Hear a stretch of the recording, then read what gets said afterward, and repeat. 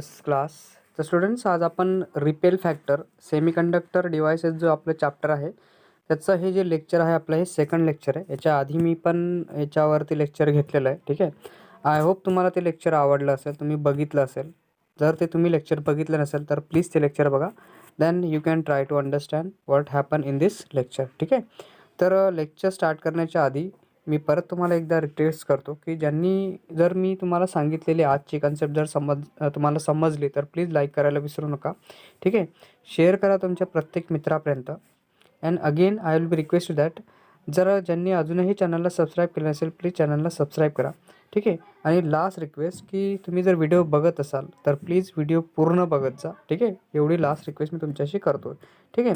So let's we try to understand what happen in a ripple factor. ठीक आहे. Ripple factor exactly काय म्हणतं आपल्याला. ठीक आहे. तर सगळ्यात पहिला पॉईंट जर मी वाचण्याचा प्रयत्न केला तर तुम्हाला समजेल बघा. जो आउटपुट रेक्टिफायर कन्सिस्टर आहे. ठीक आहे. That is the output of rectifier. म्हणजे रेक्टिफायरचा जो आउटपुट येतोय आपल्याकडे. ठीक आहे. कुठून येणार आहे? रेक्टिफायरचा आउटपुट. ठीक आहे. That is the output of rectifier consist of. ठीक आहे. Small fraction of and AC component. म्हणजे जे आउटपुट निघणारे रेक्टिफायरमधून. ठीक आहे. त्या रेक्टिफायरमध्ये स्मॉल कंपोनंट म्हणजे small fraction of AC component पण असतील विथ DC. ओके. म्हणजे जे फ्लक्च्युएशन येतं आहे माझ्याकडे. ठीक आहे. म्हणजे जो DC आउटपुट निघतो आहे माझ्याकडे. ओके. म्हणजे रेक्टिफायरपासून जो आउटपुट निघणार आहे. ठीक आहे. हाफ वेव्ह आणि फुल वेव्ह रेक्टिफायर आपण मागच्या लेक्चरमध्ये बघितले. ठीक आहे. तर अशा रेक्टिफायरमधून जेव्हा आउटपुट निघेल तर ह्या आउटपुटमध्ये small fraction of AC component असतील सोबत DC कंपोनंट पण असेल. तर अशा वेळेस याला म्हटलं जातं रिपेल. त्याला काय म्हटलं जातं? रिपेल. नीट समजा रिपेल काय असतं. That is the output of rectifier consist of. ठीक आहे. रेक्टिफायरचं आउटपुट. ठीक आहे. ज्याच्यामध्ये small fraction of AC component आहे विथ DC आहेत. ठीक आहे. दॅट इज आपण त्याला काय म्हणणार आहोत? रिपेल म्हणणार आहोत. ठीक आहे. So this ripple is undesirable. म्हणजे रिस्पॉन्सिबल असतं. ठीक आहे. कशासाठी रिस्पॉन्सिबल असतं बघा. That is this ripple is undesirable and responsible for the fluctuation. म्हणजे जे फ्लक्च्युएशन येणार आहे आउटपुटमध्ये. ठीक आहे. रेक्टिफायरमधून जे आउटपुट निघतं आहे. ठीक आहे. रेक्टिफायरमधून जे आउटपुट येतं आहे तर असं आउटपुट. ठीक आहे. या आउटपुटमध्ये येणारं जे फ्लक्च्युएशन तुम्हाला दिसतं आहे. ठीक आहे. That is this ripple is undesirable and responsible for the fluctuation in the rectifier output. म्हणजे असं जे रिपेल आहे. रिपेल म्हणजे ज्याच्यामध्ये AC कंपोनंट आणि DC कंपोनंट दोघं आहेत. ज्याच्यामुळे हे जे आउटपुट निघतं आहे हे रिस्पॉन्सिबल कशासाठी आहे? फ्लक्च्युएशनसाठी रिस्पॉन्सिबल आहे. आणि कशामधून? कुठून येणार आउटपुट? जे DC आउटपुट जे रेक्टिफायरमधून आउटपुट निघतं आहे याच्यामध्ये येणारं जे फ्लक्च्युएशन आहे this fluctuation and undesirable which is also responsible for the फ्लक्च्युएशनसाठी काय आहे? हे रिस्पॉन्सिबल आहे. कशासाठी? रिपेल जे आहे ते फ्लक्च्युएशनसाठी रिस्पॉन्सिबल आहे. कशामधलं? रेक्टिफायरच्या आउटपुटमधून. ठीक आहे. सो दॅट जे इफेक्टिवनेस आहे रेक्टिफायरचा हा डिपेंड करतो कशावरती? That is magnitude of the ripple कंपोनंटवरती. म्हणजे magnitude of ripple component exactly किती आहे? कमी आहे किंवा जास्त आहे? ठीक आहे. तर त्याच्यावरती जो इफेक्टिवनेस आहे तो रेक्टिफायरचा डिपेंड करतो. ठीक आहे. इफेक्टिव्ह असेल चांगला त्याची गुड इफेक्टिवनेस दाखवतो का बॅड इफेक्टिव्ह आहे. ओके. किंवा जो इफेक्टिवनेस आहे एक्झॅक्टली रेक्टिफायरचा तो कशावरती डिपेंड करतो? तुमचा या रिपेल कंपोनंटच्या मॅग्निट्यूडवरती डिपेंड करतो. म्हणजे जो आउटपुट निघणार आहे रेक्टिफायरमधून. ठीक आहे. दॅट इज व्हॉट जर smaller repel that is small repeller असेल म्हणजे जर स्मॉल रिपेल असेल means that the rectifier will be more effective. म्हणजे जर रिपेल कमी असेल तर याचा अर्थ रेक्टिफायर काय इफेक्टिव्ह आहे. आणि जर रिपेल जास्त असेल तर रेक्टिफायर काय हे इफेक्टिव्ह नसेल आपल्यासाठी. ठीक आहे. तर रिपेल फॅक्टरला काढण्यासाठी एक फॉर्म्युला यूज केला जातो. That is what RMS value of AC component म्हणजे root mean square value of AC component divided by. म्हणजे that is it is the ratio of. म्हणजे रिपेल फॅक्टर एक्झॅक्टली काय? It is the ratio of RMS value of AC component to value of DC component असतं. Okay. तर त्याचा हा formula आहे ripple factor काढण्याचा. RMS value of AC component upon value of DC कंपोनंटला consider केला जातं. And this is nothing but a ripple factor. याला काय म्हणतो आपण? रिपेल फॅक्टर म्हणतो. तसंच इथे जर तुम्ही नीट बघितलं तर ह्या डायग्राममध्ये त्यांनी दिलं आहे बघा. हे व्होल्टेज आपण बघतोय. ठीक आहे. तर हे DC व्होल्टेज आहे आपलं एवढं इथून इथपर्यंतचं जे व्होल्टेज आहे this is nothing but a DC voltage. आणि हे जे दिसतंय तुमचं हे रिपेल व्होल्टेज आहे. तर ह्याच्यामधून येणारं जे फॅक्टर आहे आपल्याला ही जी डायग्राम सांगते that is repel in the output. ठीक आहे, हे काय आहे तुमचं आउटपुट जे येणार आहे रेक्टिफायरमधून त्याच्यामध्ये असणारं रिपेलला हे इंडिकेट करते आपली ही डायग्राम. ठीक आहे, तर this is what the somewhere given असताना फ्लक्च्युएशन आपल्याला याच्यामध्ये दिसतं with respect to time. Voltage with respect to time हा आपला ग्राफ आहे. ठीक आहे, now we try to understand a filter circuit exactly काय असतं. ठीक आहे, तर फिल्टर सर्किट म्हणजे बघा a filter circuit is a circuit which remove the AC component or the ripple form of rectifier output. म्हणजे जे रेक्टिफायरचा आउटपुट आहे त्या रेक्टिफायरच्या आउटपुटमधून रिपेलला रिमूव्ह करायचं. ठीक आहे, that is what a filter circuit is the circuit which remove the AC component or the ripple. ठीक आहे, कुठलं रिमूव्ह करायचं आहे मला, दॅट इज AC कंपोनंटला एक तर रिपेलला रिमूव्ह करायचं. ठीक आहे, म्हणजे नथिंग बट दोघं आपण तेच बोललो, that is or that is AC component or the ripple from a rectifier output. कशामधून मला याला रिमूव्ह करायचं आहे, AC कंपोनंटला आणि रिपेलला. ठीक आहे, AC कंपोनंट किंवा रिपेलला मला आउटपुट रेक्टिफायरच्या आउटपुटमधून काढून टाकायचं आहे. ठीक आहे, and allow only DC component. फक्त कुठला पाठवायचा आहे, DC कंपोनंट पाठवायचा आहे, म्हणजे ते फिल्टर होऊन जाईल माझ्याकडे. ठीक आहे, म्हणजे ते जे सर्किट असेल ते काय असेल, फिल्टर सर्किट असेल. फॉर एनी रेक्टिफायर म्हणजे कुठलंही आपल्याकडे रेक्टिफायर असेल that is the output is the unidirectional असतं. ठीक आहे, म्हणजे कुठलंही आपल्याकडे रेक्टिफायर असेल तर त्या रेक्टिफायरमध्ये जे आउटपुट आहे ॲक्च्युली ते युनिडिरेक्शनल असतं. कसं असतं, unidirectional. But that is output does not have a steady value. पण याचा अर्थ असा नाही आहे की जे आउटपुट आहे त्याची जी व्हॅल्यू येणार आहे ते स्टेडी असेल. ठीक आहे, त्याच्यामध्ये फ्लक्च्युएशन आपल्याला दिसायला भेटतात. So it keep fluctuating due to the ripple component. कारण हे जे DC असतं आपलं, ठीक आहे ना, हे जे DC करंट आहे आपलं, तर जे DC आउटपुट आपण म्हणतोय, ठीक आहे, जे आउटपुट येणार आहे रेक्टिफायरमधून दॅट हॅव्हिंग सर्टन फ्लक्च्युएशन्स. ठीक आहे, कारण ते स्टेडी नसतं. ठीक आहे, ते स्टेडी नसणार आहे. So output does not have a steady value. Okay, आउटपुटची जी व्हॅल्यू आहे ती स्टेडी नसणार आहे. So it keeps fluctuating. Okay, due to the ripple कंपोनंटमुळे ते काय होत राहतं, फ्लक्च्युएट होत राहतं. Present in it a filter circuit is used. मग याच्यासाठी काय केलं जातं, फिल्टर सर्किटचा यूज केला जातो. That is what the filter circuit is use to remove the ripple. ठीक आहे, म्हणून फिल्टर सर्किटचा यूज करून काय करायचं, रिपेलला रिमूव्ह करायचं, एक तर AC कंपोनंटला रिमूव्ह करायचं from the output of a rectifier. So hence we can get a steady output. म्हणून आपल्याला याच्यामधून काय भेटून जाईल, एक स्टेडी आउटपुट भेटेल फ्रॉम द पॉवर सप्लाय. ठीक आहे ना, म्हणजे जे पॉवर सप्लाय माझ्याकडे येतोय ठीक आहे त्याला फिल्टर करून याच्यामधला रिपेल आणि AC कंपोनंटला रिमूव्ह करून फक्त DC राहू द्यायचा. म्हणजे जो आउटपुट येणार आहे माझ्याकडे तो आउटपुट राहू द्यायचा. अँड देन आपल्याकडे येणारं जे आउटपुट असेल ते आउटपुट कसं असेल, स्टेडी असेल. So from a power supply we need a filter. ठीक आहे, म्हणून आपल्याला काय लागतं, फिल्टरची गरज पडते. ठीक आहे, इथे अजून एक टॉपिक दिला होता that is a capacitor filter म्हटलेलं आहे. काय म्हटलेलं आहे, अ कपॅसिटर फिल्टर. ठीक आहे, इथे एक डायग्राम पण दिली तुम्हाला. इथे रेक्टिफायर आहे हा. ठीक आहे, इथे हा कपॅसिटर लावलेला आहे. तुम्ही बघितला असेल कपॅसिटर असा असतो. ठीक आहे, ह्या पद्धतीचा असतो. तुमच्या फॅन वगैरेमध्ये किंवा छोट्याशा AC सर्किट्समध्ये तुम्ही बघितलं असेल ह्या पद्धतीचा असा कपॅसिटर असतो. लाईट नाही आहे हा, कपॅसिटर आहे. व्हाईट कलरचा कुठल्याही काळ्या कलरचा तुमचा कपॅसिटर येतो असा हा. ठीक आहे, नॉर्मली ह्या पद्धतीने तुम्ही जर बघितला असेल छोटासा कपॅसिटर असा असतो. ठीक आहे, जो सर्किटमध्ये लावलेला तुम्हाला दिसेल. ठीक आहे, असा असतो. इथे कपॅसिटर असतात हे. ठीक आहे, याच्यावरती सर्टन व्हॅल्यू लिहिली असते 240 वोल्ट समथिंग वोल्ट याची कपॅसिटी असते. आता हा कपॅसिटर ॲक्च्युली बॅटरीसारखा असतो. बॅटरी असते ना आपली, बॅटरीसारखा असतो. पण याला बॅटरी समजायचं नाही आहे, कारण हा एनर्जीला स्टोअर करून लगेच सोडून देतो. ठीक आहे, बॅटरी काही वेळेपर्यंत स्टोअर करून ठेवते. ठीक आहे, याच्यामध्ये तसं नसतं. तर हा कपॅसिटर लावलेला आहे. ऑलरेडी आपण कपॅसिटरवरती बोललेलंच आहे. ठीक आहे, इथे लोड आहे, रेजिस्टर लोड तिथे लावलेला आहे यांनी. आणि हा आपला DC सप्लाय आउटपुट आहे इथून. ठीक आहे, आणि इथून टाकलेला हा AC अल्टरनेटिंग करंट, रेक्टिफायर लावलेला आहे, कपॅसिटर लावलेला आहे आणि हा लोड आहे इथे. ठीक आहे, so this is the filter circuit with the कपॅसिटरची हे एक आपल्याकडे डायग्राम आहे. तर आपल्याला शिकायचं आहे what is a capacitor filter, नेमकं काय असतं. ठीक आहे, तर इथे बघा a capacitor filter the pulsating DC voltage. ठीक आहे ना, काय a pulsating DC voltage of a rectifier output is applied across the capacitor. म्हणजे हे जे कपॅसिटर इथे लावलेलं आहे या कपॅसिटरमध्ये काय आहे, दॅट इज व्हॉट जो आउटपुट आहे. म्हणजे बघा जो कपॅसिटर आहे that is filter pulsating DC voltage of a rectifier output is applied across the capacitor. म्हणजे इथे अप्लाय केलं गेलं कपॅसिटरमध्ये, दॅट इज व्हॉट आउटपुट सर्किटमध्ये. ठीक आहे, तो नीट समजा बघा. हां, as the voltage across the capacitor rise, म्हणजे बघा जसं मी इथून, ठीक आहे, AC सर्किटपासून येणारं जे करंट आहे रेक्टिफायरमधून टाकून जसं मी कपॅसिटरमध्ये टाकतो, तर हे जे कपॅसिटर आहे याच्यामध्ये चार्जेस फिल होत जातील. म्हणजे हे जे कपॅसिटर आहे माझं चार्ज होत जाईल. ठीक आहे, इथे काय म्हटलं बघा, in capacitor filter the pulsating DC voltage of the rectifier output is applied.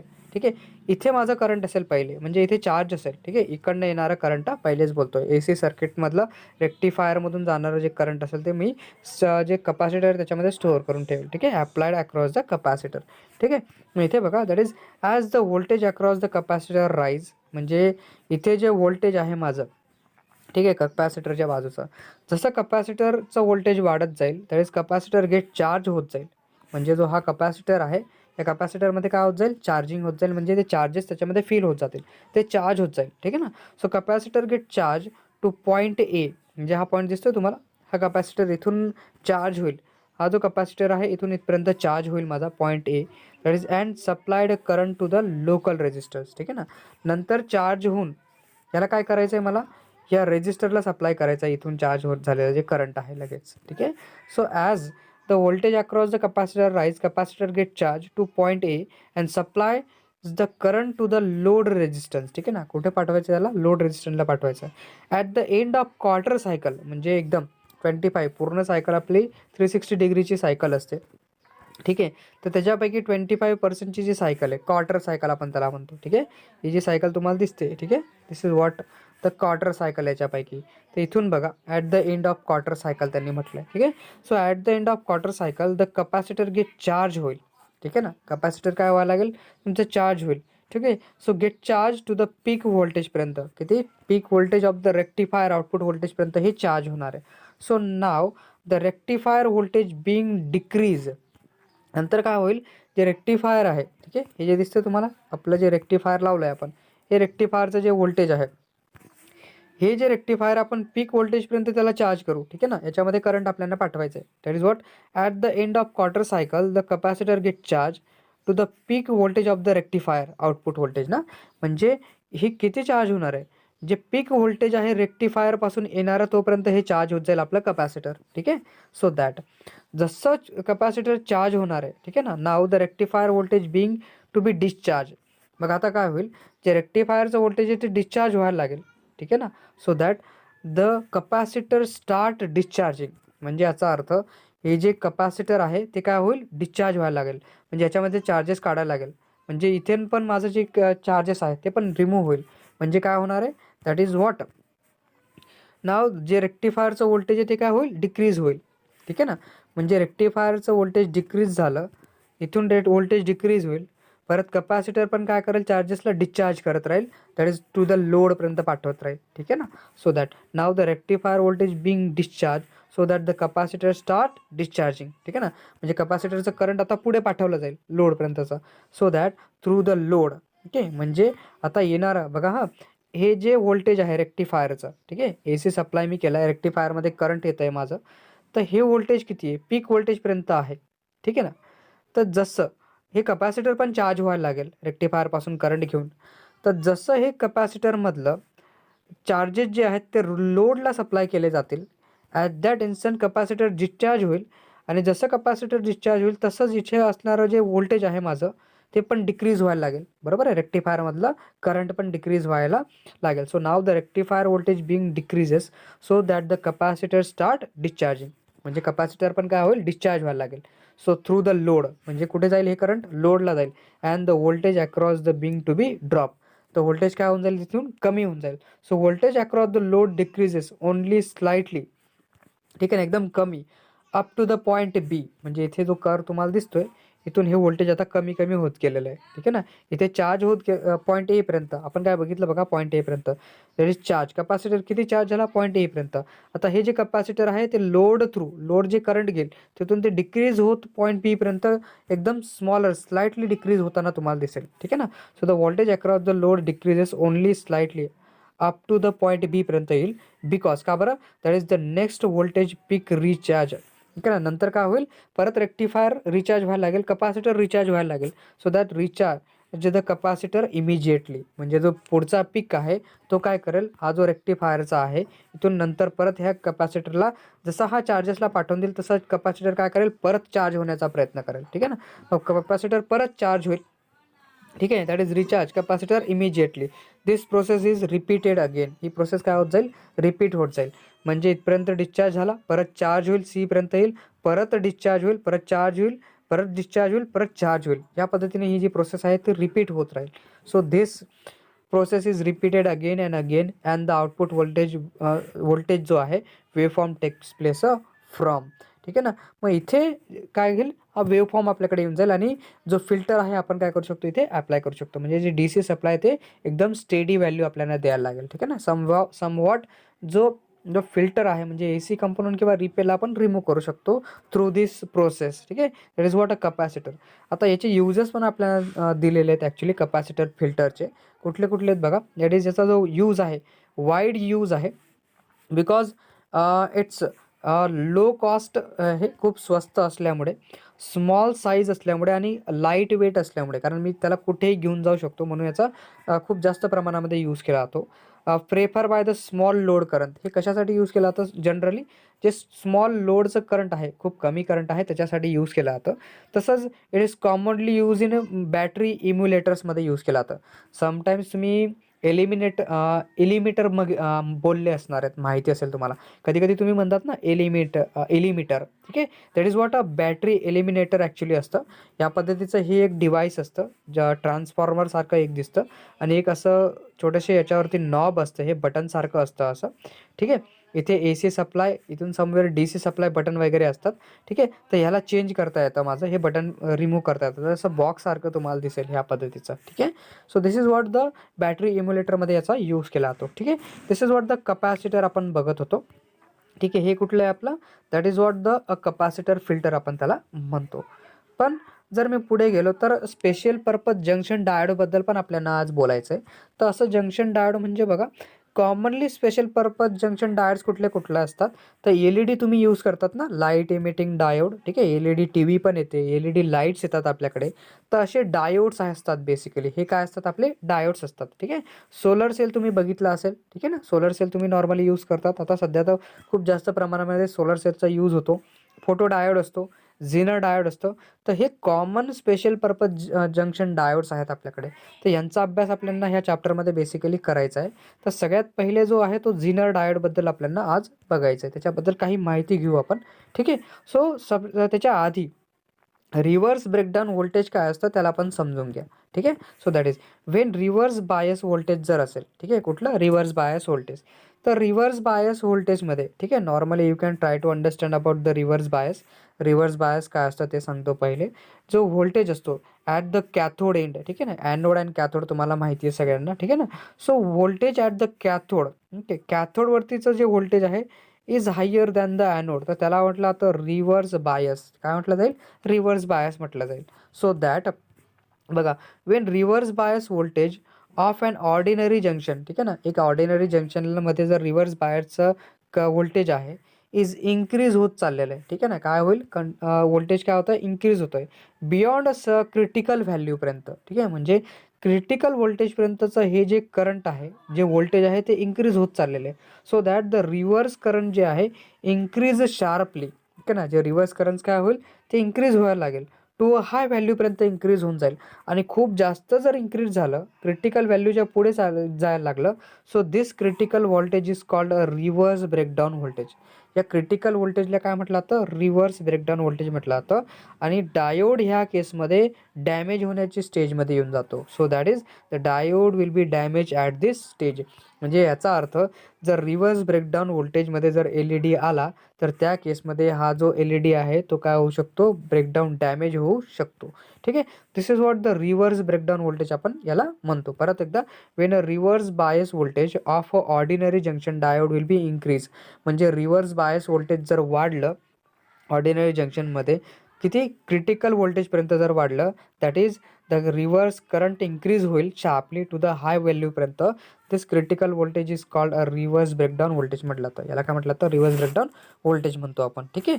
So now we try to understand the Zener breakdown नेमकं काय असतं. ठीक आहे. काय झिनर डायोड जर आपण बघणार आहोत तर आपल्याला झिनर ब्रेकडाऊन पण माहिती पाहिजे. ठीक आहे.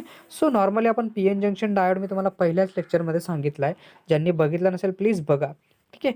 So when a reverse voltage across a P N junction diode. ठीक आहे ना. म्हणजे जर मी reverse voltage P N junction डायोडमध्ये अप्लाय केला सो इज इन्क्रीज म्हणजे जे रिव्हर्स व्होल्टेज आहे हे व्होल्टेज काय होईल इन्क्रीज व्हायला लागेल. That is the electrical field across the junction will be increases. म्हणजे जंक्शनमध्ये जे इलेक्ट्रिकल फील्ड आहे ते पण वाढायला लागेल. बरोबर आहे. म्हणजे रिव्हर्स व्होल्टेज जे आहे across the P N junction diode जर वाढवलं तर जे इलेक्ट्रिकल फील्ड आहे अक्रॉस द जंक्शन पण काय होऊन जाईल वाढून जाईल पी एन जंक्शन डायोडमध्ये. So this result in the force of the attraction. तर याच्यामुळे काय होईल फोर्स ऑफ अट्रॅक्शन वाढेल. कशावरती ऑन द निगेटिव्हली चार्ज इलेक्ट्रॉनवरती. ठीक आहे ना. कशावरती फोर्स वाढेल फोर्स ऑफ अट्रॅक्शन कशावरती वाढेल निगेटिव्हली चार्ज इलेक्ट्रॉनवरती हा वाढेल. That is force of attraction वाढेल इलेक्ट्रॉन्सवरती निगेटिव्हली चार्ज इलेक्ट्रॉन्सवरती फोर्स ऑफ अट्रॅक्शन वाढेल ॲट द जंक्शनमध्ये. ठीक आहे ना जंक्शनमध्ये. सो दॅट इज जो कोव्हॅलंट बॉन्ड आहे which hold the semiconductor together. म्हणजे जो कोव्हॅलंट बॉन्ड ज्या सेमीकंडक्टरने सेमीकंडक्टरमध्ये आहे दॅट इज तो कोव्हॅलंट बॉन्ड काय होईल ब्रोकन होईल ड्यू टू दिस फोर्स. म्हणजे ह्या फोर्समुळे फोर्स ऑफ अट्रॅक्शनमुळे इलेक्ट्रॉनला अट्रॅक्टिव्ह फोर्स केल्यामुळे इलेक्ट्रॉनला अट्रॅक्ट केल्यामुळे फोर्स ऑफ अट्रॅक्शनमुळे हा जो कोव्हॅलंट बॉन्ड जो आहे तो पी एन जंक्शन डायोडमध्ये म्हणजे सेमीकंडक्टर्समध्ये ब्रेकडाऊन होईल due to this force and the electron are remove from the bond. म्हणजे त्या बॉन्डमधून जे इलेक्ट्रॉन्स आहेत ते काय होऊन जातील आपले रिमूव्ह होऊन जातील निघून जातील बाहेर. So this free electrons are then available for the electrical conduction. तर असे जे इलेक्ट्रॉन्स असतात हे कशासाठी यूज होतात मग इलेक्ट्रिकल करंटला कंडक्ट करण्यासाठी यूज होतात. And result in a large current. याच्यामुळे काय होतं लार्जर करंट आपल्याला भेटतं. So when the applied voltage is increase. बघा ना पी एन जंक्शन डायोड जर सोलर सेलमध्ये असेल तर विचार करा ही केस याच्यामध्ये होत असेल की नाही. बरोबर आहे. That is covalent bond break होईल. ठीक आहे ना. कोव्हॅलंट बॉन्ड जर ब्रेक झाला so this electrons are then available for the electrical conduction. म्हणजे कोव्हॅलंट बॉन्डमधले फ्री इलेक्ट्रॉन्सचा बॉन्ड ब्रेक होईल रिमूव्ह होऊन जातील इलेक्ट्रॉन्स. दॅन दिस इलेक्ट्रॉन्स हे जे फ्री इलेक्ट्रॉन्स आहेत हे कशासाठी अवेलेबल होऊन जातील इलेक्ट्रिकल कंडक्शनसाठी अवेलेबबल होऊन जातील. And result in the large current flow होईल. म्हणजे डेफिनेटली आहे की फ्री इलेक्ट्रॉन जे आपले सोलर सेल असतात त्याच्यामध्ये फ्री इलेक्ट्रॉन्स आहेत आणि असे फ्री इलेक्ट्रॉन्स इलेक्ट्रिकल कंडक्शनसाठी काम करतात आणि ते इलेक्ट्रिसिटीला पण जनरेट करतात. ठीक आहे ना. लक्षात ठेवा P N junction diode use in a solar cell. ठीक आहे. So when the applied voltage is increase. बघा जेव्हा जे अप्लाइड व्होल्टेज जर आपण व्होल्टेजला अप्लाइड व्होल्टेज जर वाढवलं ठीक आहे ना. So when the applied voltage is increase the electrical field across the junction. बरोबर आहे. जे इलेक्ट्रिकल फील्ड आहे अक्रॉस द जंक्शन याच्यामध्ये काय होईल वाढेल इन्क्रीज होईल and more electrons are remove. जसं जसं इलेक्ट्रिकल फील्ड वाढत जाईल तशी जास्तीत जास्त जे इलेक्ट्रॉन्स आहेत ते रिमूव्ह होऊन जातील कुठून फ्रॉम द कोव्हॅलंट बॉन्डपासून. And then thus a net current is developed. तर काय होईल करंट डेव्हलप होईल विच इन्क्रीज रॅपिडली. असं जे करंट आहे ते काय होईल रॅपिडली सडनली इन्क्रीज व्हायला लागेल with increase in the applied voltage. So this process is known as a Zener breakdown. या प्रोसेसला काय म्हटलं जातं तुमचं झिनर ब्रेकडाऊन म्हटलं जातं. ठीक आहे. आय होप तुम्हाला समजलं असेल. ज्या कॅरेक्टरिस्टिक पण आपल्याला दिल्या आहेत झिनर डायोडच्या. ठीक आहे. त्यांना पण आपल्याला बघू. दोन कॅरेक्टरिस्टिक आपल्याकडे आहेत. एक फॉरवर्ड बायससाठी आणि एक रिव्हर्स बायससाठी आहे. पण फॉरवर्ड बायस एवढं नॉर्मल नाही आहे म्हणजे ॲक्च्युली नॉर्मलच आहे. ठीक आहे. याच्यामध्ये जास्त दिलेलं नाही आहे. तर फॉरवर्ड बायस त्यांनी म्हटलं आहे की याची जी कॅरेक्टरिस्टिक आहे of a Zener diode are same as that of the normal diode. म्हणजे जसं आपला नॉर्मल डायोड असतो तशाच याच्या पण कॅरेक्टरिस्टिक आपल्याकडे येऊन जातात. म्हणजे दॅट इज जो झिनर डायोड आहे बिहेव लाईक अ नॉर्मल डायोडसारखा बिहेव करतो. ठीक आहे. When it is on a forward bias. म्हणजे जेव्हा हा फॉरवर्ड बायस असेल तर नॉर्मल डायोडसारखा हा काय करेल बिहेव करेल. एक्झॅक्टली डायोड काय असतो बघा. दॅट इज डायोड म्हणजे दोन टर्मिनल जे आहेत ठीक आहे. टू टर्मिनल इलेक्ट्रॉनिक कंपोनंट असतो.